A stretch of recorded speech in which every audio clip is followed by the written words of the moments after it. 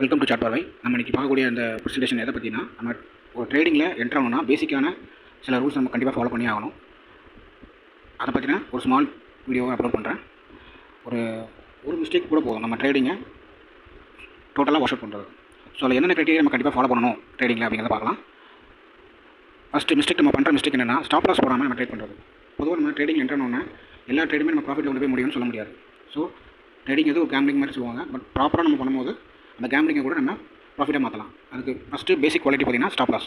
நம்ம ஒரு ட்ரேடில் என்ட்ரு ஆகும்போது டார்கெட் நம்ம ஃபிக்ஸ் பண்ணுறோமோ இல்லையோ, ஃபஸ்ட்டு ஸ்டாப் லாஸ் ஃபிக்ஸ் பண்ணிடணும். ஒரு ஸ்மால் மிஸ்டேக்கு நம்ம ஒரு ட்ரேடில் பண்ணால் கூட அது நம்ம ஸ்டாப் லாஸ் போடாமல் பண்ணால் கூட நம்ம டோட்டல் ப்ராஃபிட்டையும் நம்ம வாஷ் அவுட் பண்ணிட்டு போயிடும். சேம் டைம் நம்மளுடைய கேபிட்டலையும் வாஷ் அவுட் பண்ணிடும். ஸோ நம்ம என்றைக்குமே ஸ்டாப் லாஸ் வந்து ஸ்ட்ரிக்டாக ஃபாலோ பண்ணணும். ஸோ இந்த ட்ரேடிங்கில் நம்ம என்ன பார்க்குறோன்னா, சின்ன எக்ஸாம்பிள், ஸ்டாப் லாஸ் எங்கே போடலாம்னா, பொதுவாகவே நமக்கு ஒரு ட்ரேடில் என்ட்ரு ஆகும்போது நமக்கு தெரியும் சப்போர்ட் லைனு, ரெசிஸ்டன்ட் லைன் ரெண்டு நம்ம ஃபார்ம் பண்ணிடுவோம். ஸோ பொதுவாக பேசிக்காக சப்போர்ட் லைனுக்கு கீழே ஒரு 5 to 10 பாயிண்ட்ஸ் பஃபர் வச்சு ஸ்டாப் லாஸ் போடுறது நமக்கு ரொம்ப ரொம்ப சேஃப்டி. நம்ம ஒரு 500 ரூபாய்க்கு ஒரு ஸ்டாக் வாங்குகிறோம், ஸ்டாப் லாஸ் போடாமல் போயிருந்தோம்னா அந்த ஸ்டாக் எப்போனாலும் கீழே விடலாம். ஸோ நமக்கு லாஸை வந்து மேனேஜ் பண்ணதுக்கு ரொம்ப கஷ்டமாயிடும். ஸோ 500 rupees வாங்குகிறோம், ஒரு 10 ரூபா பஃபர் பண்ணி 490 ஸ்டாப் லாஸ் போட்டோம்னா நம்ம ஸ்டாப் லாஸ் அதோட ஹிட் ஆகிட்டு நம்ம இந்த ட்ரேட் விட்டு வெளியே வந்துடலாம். நம்மளோட கேபிட்டல் வந்து ப்ரொடக்டிவாக இருக்கும். ரெண்டாவது மிஸ்டேக் என்ன பார்க்கலாம் பார்த்தீங்கன்னா, ஓவர் ட்ரேடிங். அதாவது ஒரு ஸ்மால் ப்ராஃபிட் பார்த்துருப்போம் ஒரே நாளில், உடனே அடுத்தடுத்து நம்ம பார்க்கலாம், அடுத்தது ப்ராஃபிட் பார்த்துலாம் அப்படின்ட்டு ஒரே நாளில் இல்லை ஒரு குறிப்பிட்ட நாளுக்குள்ள ஓவராக ட்ரேட் பண்ணுறது. ட்ரேடிங்க்கு மிக ரொம்ப முக்கியமான விஷயம் பார்த்திங்கன்னா எமோஷனல் கண்ட்ரோல் பண்ணணும். எமோஷனல் எந்த அளவுக்கு கண்ட்ரோல் பண்ணுறோமோ அந்த அளவுக்கு ட்ரேடிங்கில் சக்ஸஸ்ஃபுல்லாக மாறலாம்.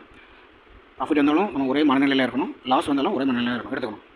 ஸோ இதுதான் நம்ம குவாலிட்டியும் குவான்டிட்டியும் பார்த்து பண்ணலாம். ஒரு ட்ரேடில் என்ட்ரு ஆகும்போது மூணாவது நம்ம கவனிக்க வேண்டிய விஷயம் பார்த்திங்கன்னா, வால்யூம் இல்லாமல் நம்ம ட்ரேடில் என்ட்ரு ஆகவே கூடாது.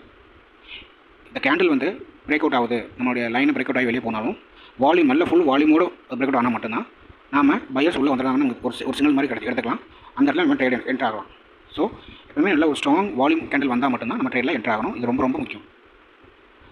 தென் ஃபோர்த் பார்த்திங்கன்னா ரெவென்ஸ் ட்ரேட். நம்ம ட்ரேட் எடுத்துக்கிறோம், நமக்கு ஒரு லாஸ் ஆகிடுச்சு அப்படின்னா அந்த லாஸை எப்படியாவது ரெக்கவர் பண்ணணும் அப்படிங்கிறத எமோஷனல் வைஸாக நம்ம யோசிக்கவே கூடாது.